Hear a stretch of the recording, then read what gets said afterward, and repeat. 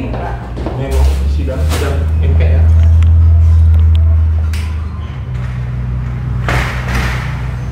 Nyala lagi lampunya.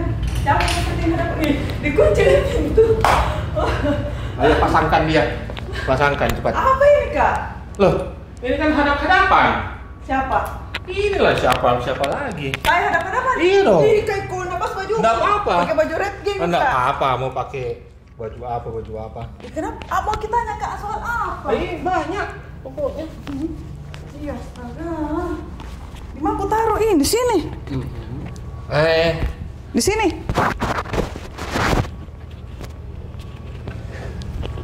Iya, astaga. Kita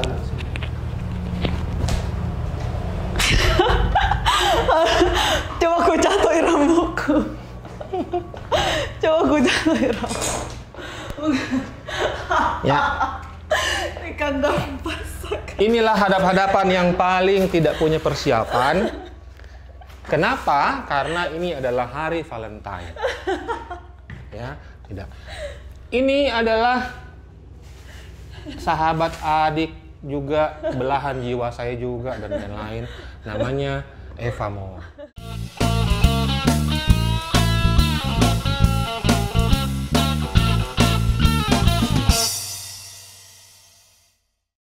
Nah, saya juga tidak tahu apakah Eva Moa itu bagus nih.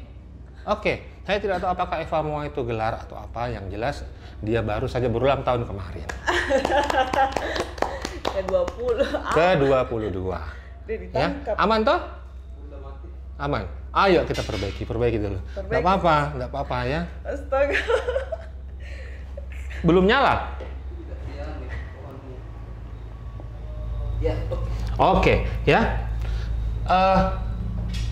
Jadi saya kepikiran untuk bukan di surprise sebenarnya, Bun, karena saya berpikir bahwa banyak hal yang harusnya sudah Bunda bagi. Nah, satu juga yang unik karena namanya ini orang ringkas sekali, Eva Udin. Saya nggak tahu kenapa bapaknya irit sekali kasih nama anaknya gitu, ya. Karena sebenarnya saya dengan dia ini sangat dekat. Saya tahu dari saudara-saudaranya dia seperti apa, kehidupannya apa, dan saya sangat menghormati Mama Haji, mamanya dia, Haji Mince di Pone. Kita tos dulu apa temanya, saya juga belum tahu. Yang jelas adalah Bunda, saya juga panggilnya dia Bunda. Bunda Eva ini terlibat dalam satu gerakan yang luar biasa. Namanya Rumah Harapan Melani. Ya, saya mau tanya kenapa Bunda bisa ada di situ? Rumah Harapan Melani. Apa ya? Dari pertemanan sama Melani. Kita bisa telepon Melani? Kalau sekarang nggak tahu sih. Coba, kita Karena kita tangkap Kak ini, Kak. Kenapa? Kita tangkap, Kak. Saya kan the police. Nggak ada persiapan. sambil jalan Rumah Harapan Melani. Karena yang saya dengar dari ceritanya Bunda juga, bagaimana gerakan ini sangat inspiratif dan banyak sekali membantu orang-orang kesulitan. Karena pertemanan dengan Melani Subono. Iya. Sedekat apa Bunda dengan Melani? Lumayan dekat. Sedekat se-close apa? Rahasia-rahasianya dia bisa? Ada lah sebagian. Ada sebagian. Curhat-curhatnya dia, dan juga pasti dia juga curhat sama Melani. Nah, Melani ini kan kita kenal dan banyak yang kenal sebagai perempuan Aktivis ya. aktif tapi kaya raya dan enak-enak aja maunya, karena orang bilang apa nggak habis uangnya. Kenapa dia bisa bergerak di bidang sosial? Melani mungkin hidupnya di sosial, Kak. Ya. Dia seniman, Ya. bersuara, lewat musiknya bersuara. Ya. Dia cari-cari bantuan-bantuan itu, memang hidupnya memang dia untuk itu, bukan cuma untuk manusia, buat alam, anjing-anjingnya, kucing-kucing, kuda dioperasi, Kuda dioperasi sama Melani. Nah, saya pernah bertanya sama dia sih, Mel, kalau binatang sama manusia itu gimana? Kalau binatang itu memang dari hati, hewan-hewan itu kucing. Kalau manusia itu kewajiban. Kalau manusia kewajiban. Kalau binatang masalah memang dari hati ya, memang seperti itu. Nah, kewajiban untuk manusia. Bunda sering cerita bahwa Melani ini dalam menjalankan gerakannya Rumah Harapan Mel, gue Melani, gosipin ya. Kejebak. menjalankan itu tidak pernah hitung-hitungan. Nggak pernah. Sudah berapa kira-kira yang Melani keluarkan untuk gerakan dan sejak kapan? Kalau Dan kalau dari Melanie sebenarnya dia tidak pernah mau bilang itu dari dia, Kak. Karena ini itu dia mengumpul. Iya, dia donor. Tapi pasti dari dia juga banyak. Ada jelas. Kira-kira sudah berapa yang habis selama? Dia gerakannya sudah 15 tahun. 15 tahun. Saya bantu baru beberapa tahun. Bayangkan kalau dalam setahun 2M. Itu ada ya 2M ya setahun? Sekira-kira. Artinya kalau 2M setahun kali 15, 30 miliar untuk kemanusiaan. Belum tentu orang kaya pun juga mau seperti dia. Iya, karena gerakan Rumah Harapan itu bukan cuma kayak saat ada bencana. Setiap hari. Setiap hari. Orang bagi-bagi makanan di jalan, panti jompo yang diongkosin, sekolah-sekolah akar, dia ada sekolah-sekolah di pedalaman. Ya. Orang-orang sakit seperti yang dari Papua, dari mana yang sering dikirim ke Makassar. Berapa orang sakit sekarang yang tanda kutip didanai oleh Rumah Harapan? Yang di Makassar saja? Makassar masih ada anak-anak yang ada Alif, yang kemo, terus ada siapa kemarin ya? Yang anak-anak jatuh dari ayunan, siapa sih namanya Mel? Jatuh dari ayunan. Iya, itu dibiayain semua, Kak, dari makanan, dari obat-obatan, dari BPJS, kontrakan, token listrik. Yang di Goa juga ya, termasuk ya. Termasuk bayi yang otaknya keluar itu. Otaknya keluar dibiayain sama Rumah Harapan Melanie. Iya. Nah, saya tertarik sebenarnya menanyakan Bunda, sebenarnya apa yang bikin Melanie selain jiwa sosialnya mau terjun ke situ gitu? Apakah karena tidak ada panggung lagi atau? Justru panggungnya banyak, tapi karena dia kan manusia. Saya selalu mikir Melanie itu, saya ini manusia. Emang kewajibannya harus begitu. Saya ikut sama Melanie juga begitu. Nggak ada keuntungan ngapain gitu. Sudah berapa lama Bunda ikut di gerakan ini? Berapa tahun ya? 4 tahun, 5 tahun ada? Ada. Berapa uang yang Bunda putar? Maksudnya putar dalam artian disalurkan? Kira-kira. Banyak sekali, Kak. Banyak sekali. Dari saya tanganin itu bukan cuma di sini, Nusa Tenggara, Nusa Tenggara, Kalimantan ya, Sambas ya kemarin. Kalimantan, Manado, Papua juga banyak sih pasien-pasien Papua. Termasuk bencana alam ya? Iya, bencana. Jadi Rumah Harapan itu selalu yang pertama. Jadi sistemnya, Mel ada bencana, lu udah lihat belum? Oh, mana ini? Coba cari siapa orang, mereka butuh apa? Ada nggak yang bisa belanja? Jadi dibantu sama JNE, tapi kalau darurat kan pasti kita harus cari orang belanja. Ya. Saya tugasnya cari orang belanja, Melanie donasi, kita cari orang yang mau belanja bagi-bagi. Ya. Pasti yang pertama. Yang paling dekat dengan kehidupan kita di Makassar adalah kemarin gempa bumi di Mamuju, Sulbar. Masamba juga. Masamba. Iya. Itu sebagaimana Bunda Eva terlibat dan apa pengalamannya, maksudnya saya sampai begini waktu itu kan lagi zaman-zaman Covid juga, gitu. Bagaimana menceritakan ke teman-teman Anda? Subuh saya dapat di Twitter. Saya kan banyak di Twitter. Gempa. Ya. Saya langsung hubungin Melanie. Mel, ada ini. Lu belanja dong. Dia kirimlah uang dalam jumlah yang besar. Tahu lah bagaimana orang harus belanja ngisi satu truk. Satu truk? Bahan makanan? Iya, sembako. Bukan cuma bahan itu. Sehari-hari? Selimut, sembako, obat-obat. Pokoknya satu truk harus penuh. Itu harus penuh? Iya. Dan Bunda itu belanja 2 hari? Enggak, langsung. Langsung hari Gempa itu juga? Subuh, dikirim hari itu juga. Ya. Siangnya saya harus cari truk, sore belanja, malam berangkat. Malam berangkat ke Mamuju. Kalau nggak salah itu hari seminggu ya? Seminggu ya di sana ya? Seminggu saya berangkat 2 kali, Kak. 2 kali? Trauma healing juga sekali. Oh, trauma healing juga. Nah, buat Bunda sendiri, apa yang didapatkan dari situ? Maksudnya kepuasan pribadi kah? Atau memang ini adalah salah satu tujuan? Atau apa?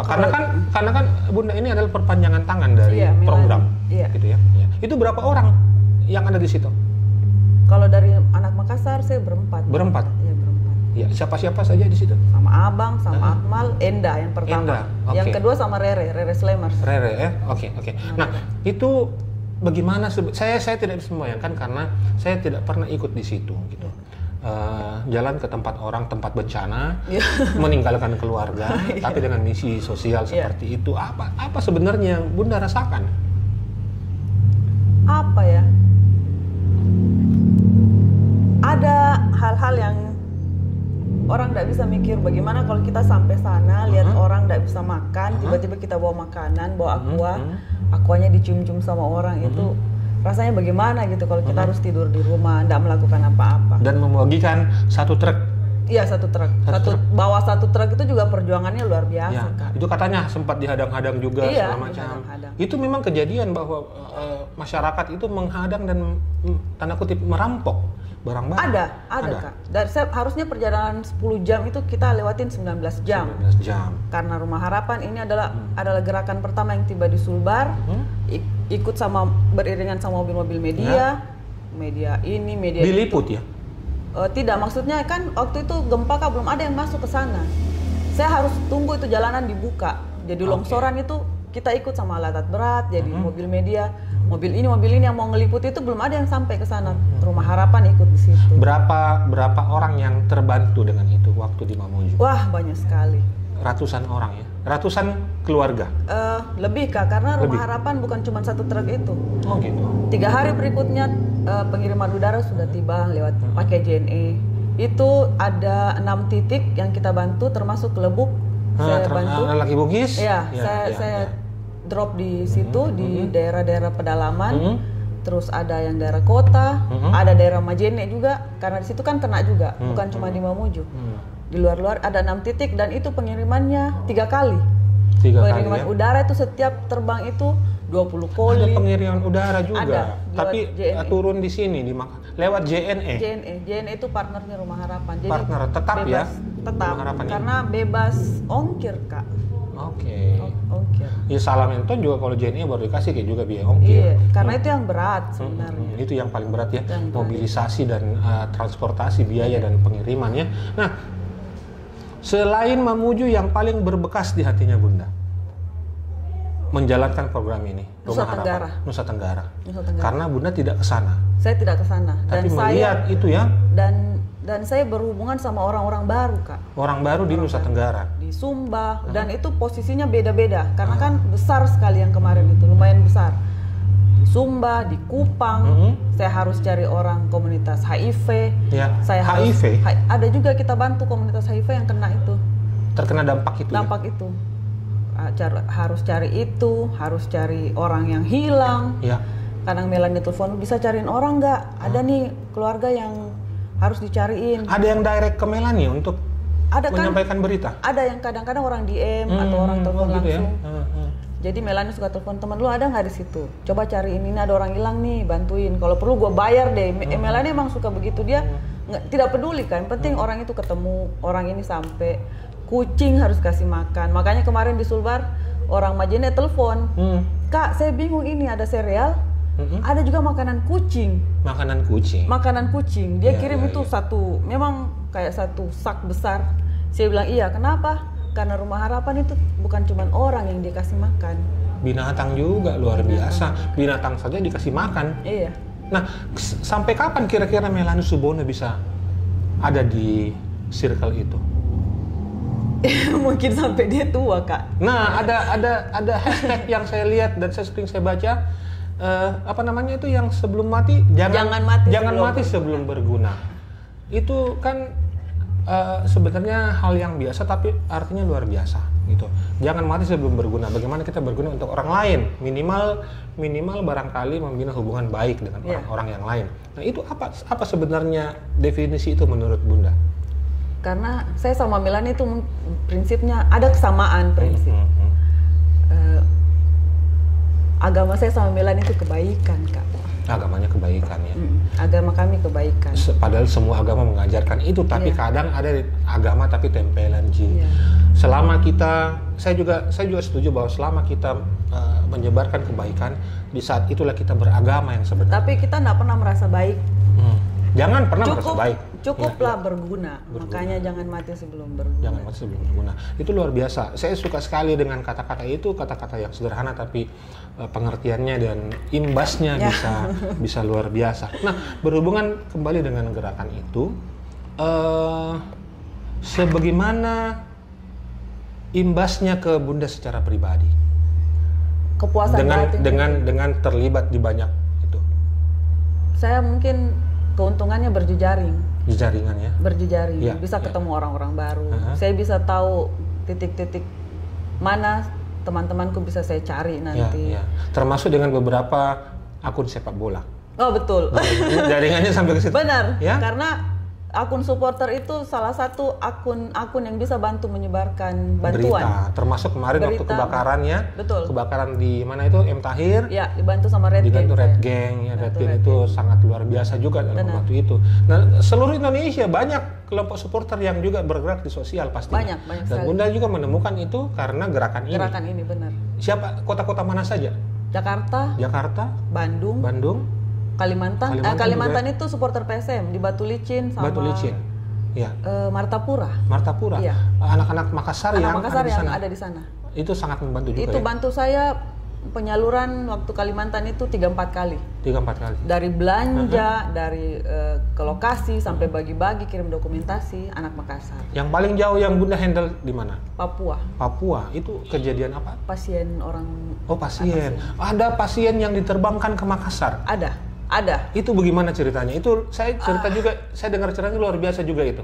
Dan teman-teman harus tahu cerita itu. Itu pasiennya namanya Orlando. Dia salah diagnosa waktu itu. Mungkin salah diagnosa di rumah sakit sana. Di rumah sakit sana. 6 bulan di sana. Harus diterbangkan ke sini. Jadi Rumah Harapan waktu itu Melani tiba-tiba telepon, bikin grup. Bertiga sama Kak Albertin itu mungkin dia orang ngerti Papua, tapi sekarang posisinya di Jakarta. Jadi di grup itu kita bertiga urus Orlando ini. Gue mau terbangin anak orang nih. Apa? Gue lagi charter pesawat. Oke. Itu Sriwijaya, karena Sriwijaya juga charter untuk terbangkan seorang Airbus. Airbus. Seorang Orlando. Melani Subono. Bisa dibayangkan itu. Terus? Lu bisa nggak urus sisrut? Itu pertama kali pengalaman saya. Saya nggak tahu itu apa sisrut. Sisrut apaan sih? Tulisannya gimana? Saya sampai googling sisrut ini apa? Sisrut itu ternyata pengantar buat pasien ke sini. Apa sih rujukan online? Rujukan online. Saya harus berurusan sama dinas kesehatan sini. Dibantu sama Atta BU waktu itu. Iya, Atta BU ketua DPC PKB. Karena saya mau kenalan juga. Karena terbangkan pasien dalam situasi COVID dan lagi tidak sadarkan diri. Charter Airbus mau masuk ke sini tuh luar biasa. Susah ya? Susah. Harus diterima sama Wahidin dulu sebelum terbang. Sedangkan posisi ini anak memang sudah harus terbang. Kalau kau terbang kan dia tidak ada izin masuk, dia tinggal di bandara mau diapakan itu anak orang kan? Dalam pesawat terus dalam pesawat. Jadi urusannya sudah dapat pesawat, sudah dapat izin, sudah boleh masuk, urus dulu kosannya mamanya sama bapak. Oke, karena bapak ibunya juga diajak ke sini. Susternya juga, ada susternya ikut, harus juga nanti saya pulangkan itu susternya. Bagaimana saya urus? Melani harus kirimkan setiap hari buat dia makan, buat kosan, pampers, semua kebutuhan. Karena Rumah Harapan itu bukan cuman kasih donasi selesai. Ini orang harus sehat, karena nanti saya cerita satu pasien sehat di Bandung. Atau ini orang kamu harus pulangkan dalam keadaan baik-baik, entah itu dia sudah meninggal, kasih kembali ke Papua. Kembalikan ke tempat asal. Tempatnya. Dan berhasil ya. Orlando meninggal sebulan lebih di sini kan. Setelah sebulan lebih di sini. Itu pasti luar biasa. Sedihnya bagaimana itu dilihat, bagaimana saya harus urus lagi orang tuanya pulang. Kontakan terus sama Melani, stresnya, deg-degannya seperti itu. Bagaimana ini mayat harus kita kasih pulang baik-baik sampai Melani kasih biaya pemakaman sampai selesai. Itu luar biasa buat Bunda ya. Bekasnya ya. Bagaimana mengurus orang karena dengan niat baik diterbangkan ke sini diurus dan lain-lain, ternyata hasil yang dimaui oleh yang di atas itu berbeda. Bu Lorencia juga baru-baru Papua juga kita pulangkan juga. Pulangkan ke sana juga. Ke Papua juga. Oke. Itu yang paling jauh. Paling jauh ya. Ada juga Papua sih kalau paling jauh. Berapa orang sekarang yang sementara ditangani oleh Bunda Eva? Di Makassar masih ada 3 Kak. 3 orang? Orang Parepare, dari Parepare? Di Makassar 1 sama di Goa 1. Di Goa 1, itu semuanya anak kecil? Anak kecil. Dengan kondisi yang berbeda-beda? Ada yang kemo, ada yang selebrat namanya lupus ya, karena jatuh. Lupus, iya. Terus ada yang lahir dalam keadaan otaknya di luar itu. Yang di Goa kemarin? Yang di Goa. Nah, itu memang butuh campur tangan pemerintah ya? Karena kadang kan ini yang di Goa ini kemarin viral duluan. Iya. Foto beredar, terus coba dihubungi pemerintah. sana. Dan memang butuh banyak sekali atensi dan perhatian dan energi utamanya. Bagaimana membagi itu urusan manusia ini, urusan kemanusiaan dengan keluarga? Alhamdulillah lancar-lancar karena sebagian kerja di rumah, Kak. Oh gitu. Paling kalau malam sore saya datang ke sana lihat. Karena kan Melani juga tidak. Saya sama Melani mungkin dekatnya dan lancar seperti ini karena saya tidak pernah nitip ke orang kalau saya masih bisa datang. Oh gitu.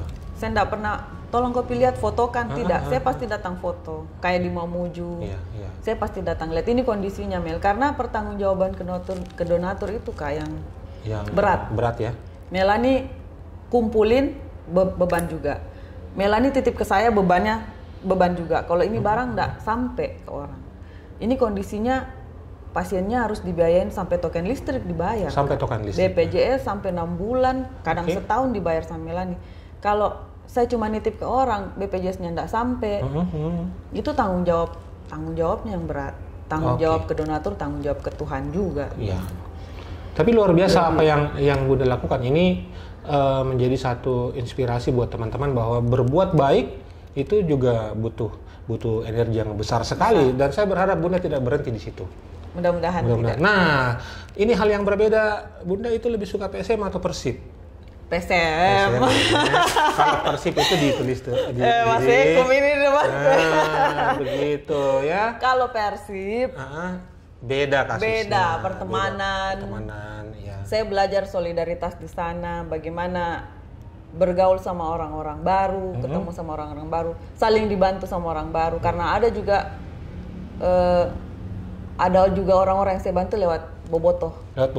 Lewat Viking Jakarta Iya. Juga tetap membantu ke ujung-ujungnya Rumah Harapan Melani. Iya. Nah, ini memang semua orang tahu bahwa Viking itu luar biasa. Itu mungkin yang Bunda suka ya, bahwa ada satu grup supporter yang luar biasa sekali dan mereka itu kompaknya luar biasa. Kompak. Dibanding dengan supporter kita PSM? Supporter PSM lebih kalem. Kalau ibaratnya kalau nonton bola, kalau Persib Day itu kita harus siap-siap nonton, baca di timeline itu Persib goblok, Persib anjing. Iya. Kalau PSM itu lebih kalem. Mungkin karena vibes-nya beda Kak kalau Persib. Mereka lebih tuntutan di sana terlalu besar. Untungnya di Makassar kita tidak bukan untung. Memang kondisinya berbeda. Iya. Saya kan baru pelajari sepak bola baru sekitar 4 tahun. Lebih kalem kalau PSM. PSM. Lebih kalem. Nah, sedekat apa dengan Pak Api? Pak Api itu kayak apa ya? Kayak bosku.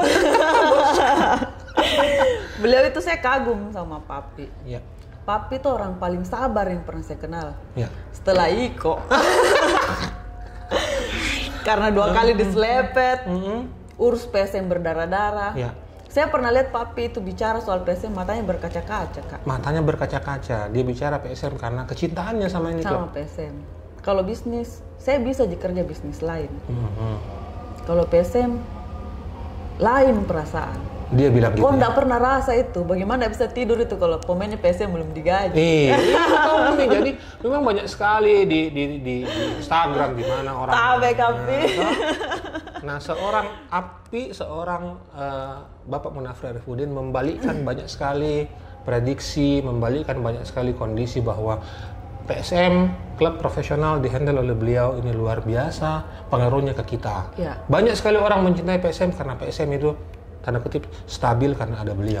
Saya sebenarnya bukan supporter karena baru sih saya urus ini baru sekali juga masuk stadion. Baru sekali masuk stadion, nonton bola itu enggak bilang sama Kak Iko, ketemu di dalam. Itu pun lawan Persib nih. Itu lawan Persib, menang PSM. Tapi saya ikuti pergerakan bola ini sekitar 4 tahun belakangan bola Indonesia. PSM itu ajaib. Ajaib ya. PSM itu ajaib. Kalau dari pandangan saya, bagaimana besarnya Persib, Persija, biasa Biasa sekali. PSM ini saat tidak ada pemain asingnya dia ajaib. Ya kemarinnya Menpora ya. Ya. Kenapa? Batene itu dia hantam isu dan lain-lain. Tidak dianggap. Iya. Dia selalu kasih kejutan. Dan tidak pernah kalah tanda kutip. Iya. Tidak pernah kalah di Piala Menpora walaupun peringkat 4 akhirnya ya. Sebelum dengan PSS Sleman, PSM tidak pernah kalah. Iya. Dengan Persija pun yang juara, PSM tidak kalah tanda kutip. PSM itu ajaib kalau menurut saya. Powernya luar biasa. Ya. Bagaimana harapannya Bunda terhadap PSM, utamanya dengan hubungannya dengan Pak Api di sana? Kalau saya sih banyak sekali sebenarnya yang saya mau sampaikan di PSM. Ya. Keinginanku yang kadang-kadang saya lihat di medsos, maunya supporter seperti apa. PSM harus berbenah mungkin kalau dari segi teknis kan saya tidak ngerti bola, itu urusan pemain, itu urusan ini. Mungkin kalau di luar-luar media-medianya harus lebih berani, harus lebih lucu lagi. Lebih lucu ya? Iya. Dan untuk supporter-supporternya harus lebih kompak. Kompak, ya. Karena apa yang mau sama supporter itu, ini sistemnya hak kewajiban kan? Ya. Jangan kau teriakan hakmu kalau kau tidak tahu kewajibanmu sebagai supporter. Ya. Minta maaf mami ini supporter. Iya. Saya bukan supporter ini. Kayaknya baru ini mau masuk Red Gang karena ada bajuku dari Popres. Karena kita lihat nih kasusnya Persib yang sekarang ini. Seminggu ke belakang di demo Persib nih. Dari awal dihantam, harus keluar. Pemainnya pelatihnya harus out, ya. Begitu mereka ketemu manajemen, tiba-tiba ada yang diam. Ada yang teriakin nih, dapat amplop kali nih, ini. Bersuaralah, bijaklah sama manajemen. Ya. Kalian tidak tahu itu apa dalamnya itu manajemen. Entah itu Persib, entah itu PSM, bagaimana perjuangannya ini. Apa kau mau support? Kau supporter apa kau mau support? Kalau ini klub bolamu tidak jalan. Ya. Kalau kau meminta dia hancur kiri kanan, apa kau mau support? Ya. Kau berhenti jadi supporter. Ya. Mau kau jadi supporternya MU? Ya. Apa kau mau support? Jadi dari Persib saja yang sebesar itu, segalak itu bobotohnya, saat mereka sudah ketemu dan lihat sendiri apa yang kejadian di dalam, diam justru. Langsung mencair. Iya. Langsung mencair. Sampai ada keluar statement, kita tahu siapa lah di media siapa. Maaf ini Persib ya. Contoh sama di PSM. Apa kewajibanmu untuk PSM? Ya. Apa yang kau kasih untuk PSM? Ya kau doakan lumayan lah. Mungkin kau bisa support yang lain. Ya.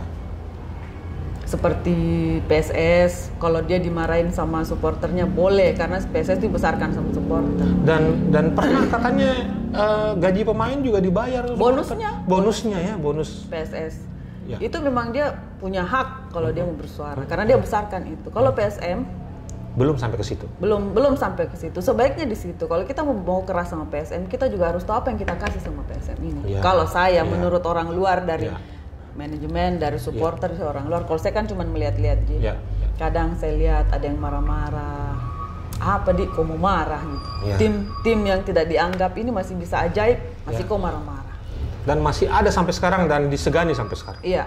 Pernah tidak bayar gaji, udah bayar gajinya. Akhirnya dibayar juga ya. Yang penting kita menaruh kepercayaan yang besar kepada sebuah klub yang jadi kebanggaan kita namanya PSM. Saya maksudnya supporter itu bukan cuma supporter di stadion, bukan cuma mengkritik. Saya tidak pernah larang orang mengkritik karena saya tukang kritik.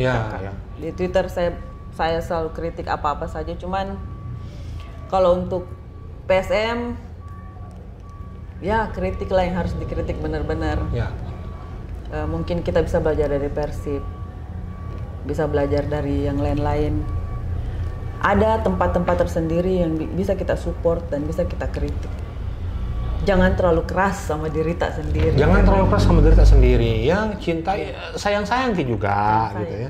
Nah, terima kasih Bunda. Ini adalah pertama kali saya berbicara seserius ini dengan dia karena ini memperingati ulang tahunnya yang ke-22. Barusan Kak dipanggil di dalam, saya kira ada apa. Harusnya saya pakai baju yang bagus-bagus. Mana? Nah, terima kasih Bunda Eva, padahal dia juga punya tempat karena selain pecinta bola dan lain-lain, Evamu adalah owner dari Prego, tempat ngopi, ya. Datang ke Prego. Datang ke Prego, di sini enak kopinya. Ya, oke. Kita sudah panjang lebar berbicara tentang bagaimana menjadi manusia yang sebenarnya, menjadi manusia yang peduli dan lain-lain. Dan kita juga berharap apa yang diinisiasi oleh Bunda Eva dan Melanie Subono tetap menjadi sebuah harapan yang besar untuk bukan cuma kita, seluruh Indonesia. Namanya juga Rumah Harapan Melanie. Semoga menjadi rumah harapan Indonesia. Amin. Jadi jangan mati sebelum berguna. Ewako, tapi ini ada persembahan. Selamat ulang tahun. Terima kasih buat teman-teman. Kita tos dulu karena kita mau makan kue. Harusnya saya cium tangan ini. Merah. Aduh, harusnya tadi konsep baik-baik. Ini kamu saya mau bilang di mobil. Astaga. Untung aku bahas itu Wartana PSM. Jangan aku suka marah-marah. Bukan kau yang bayar guys. Jangan kau yang